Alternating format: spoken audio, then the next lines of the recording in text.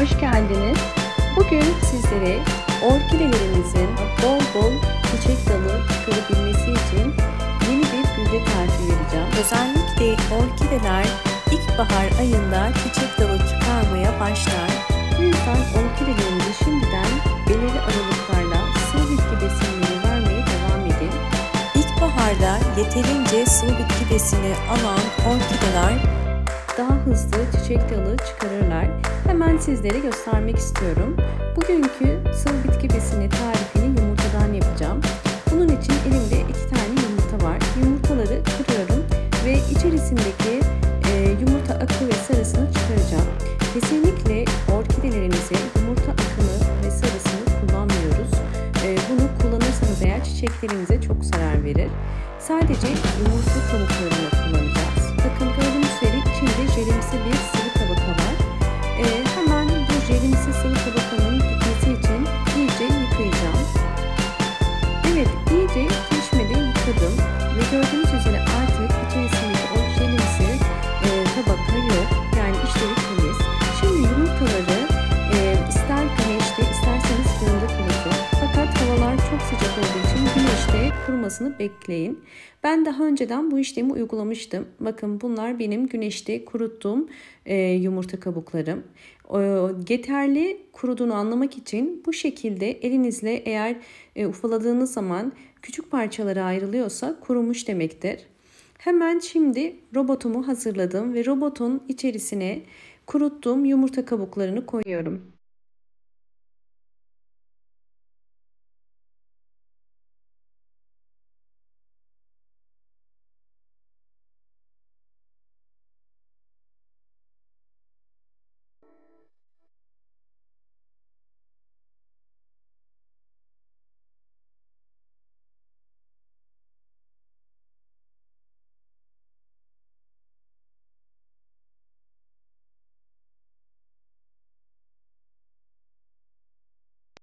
Yumurta kabuklarını küçük parçalar haline getirdim. Aslında toz haline getirecektim. Bu kadar oldu. Sizler isterseniz toz haline de getirebilirsiniz.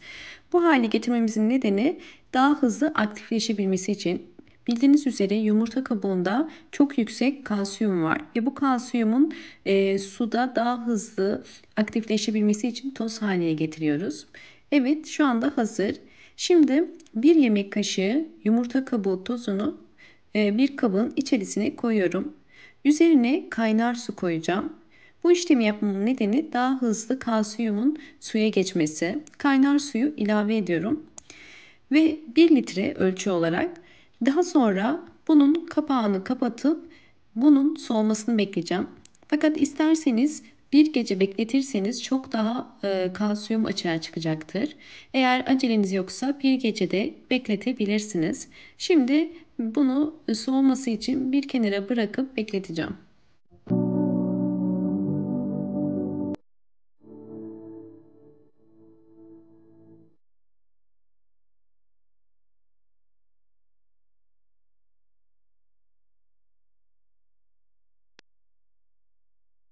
Evet, suyum soğudu. Yumurta kabuğu suyuyla hazırlamış olduğum gübrem artık hazır. Su yeterince soğudu. Fakat üzerinde bakın gördüğünüz üzere bu şekilde köpükler ve içinde tortular var. O yüzden bunlardan ayırmak için süzmemiz gerekiyor. Hemen bir süzgeç ile süzüyorum.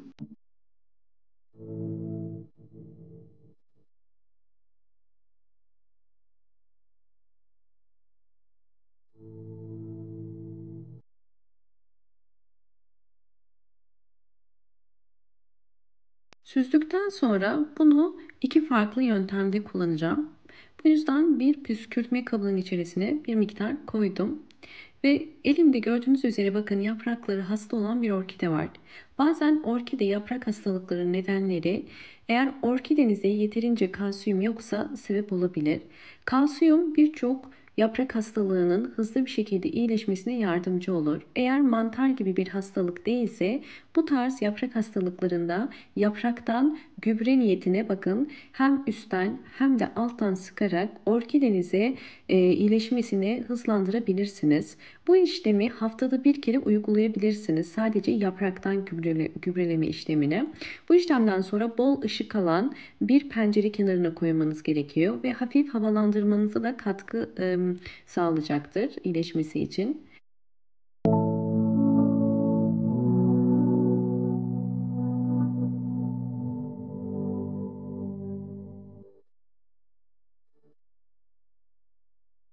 İkinci yöntem olarak çiçekli orkidelerde kullanımı hem çiçekli hem de çiçeksiz orkidelerde kullanabiliriz. Bu orkidem de çiçeksiz bir orkideydi. Kullanmış olduğum gübreler vesilesiyle bakın şu anda bol çiçekli. Şimdi bu orkidemin de yapraklarını kullanacağım. Burada sadece püskürtme olarak değil, gördüğünüz üzere toz var yapraklarında. Eğer orkide yapraklarınızı temizlemek istiyorsanız hazırlamış olduğumuz yumurta kabuğu suyuna bir pamuğu batırıp yaprakları üstten ve alttan silerek orkidemizin daha sağlıklı olmasına, hem kalsiyum desteği almasına hem de orkidemizin özellikle tozlardan, böceklerden de kurtulmasına yardımcı olabilirsiniz.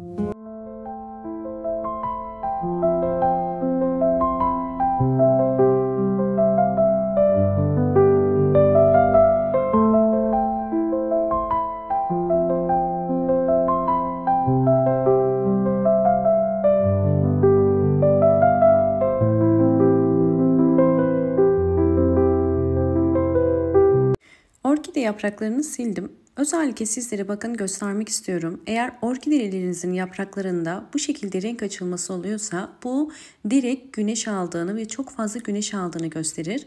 Yine diğer bir orkidem, bunun da yapraklarını yumurta kabuğu suyuyla temizliyorum.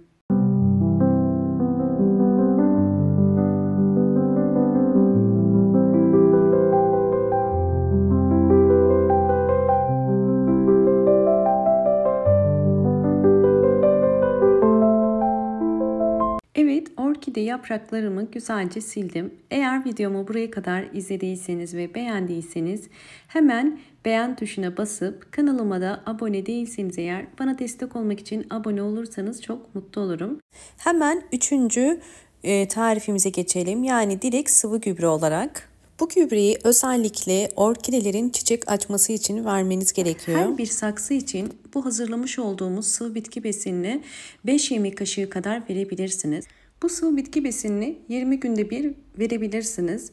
Eğer düzenli olarak sıvı bitki besinleri verirseniz bakın orkide kökleri bu şekilde aktif ve yeni kökler çıkarmasına yardımcı olur. Şu anda bu orkidemizin sağlıklı olduğunu gösterir.